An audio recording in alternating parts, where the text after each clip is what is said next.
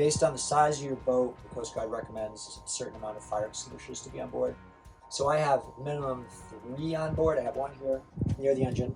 I've got one back here in the aft cabin. And then I've got one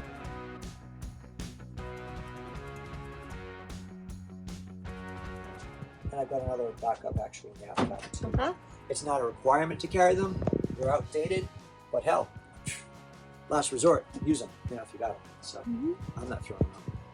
There's A, B, and C class fires, and there's a D as well, which is a metal fire. I remember. One's A is, I chemicals. think, combustibles like wood, paper. Actually, I can read right here. Liquids, flammable liquids, and C is electrical. You can buy them with different criteria, but this one actually covers the Alpha, Bravo, and Charlie fires. So if there's wood, paper, trash, any combustibles, liquids like diesel fuel, gasoline, alcohol maybe, those are combustible liquids. And also if there's electrical fire too. So it'll cover all those.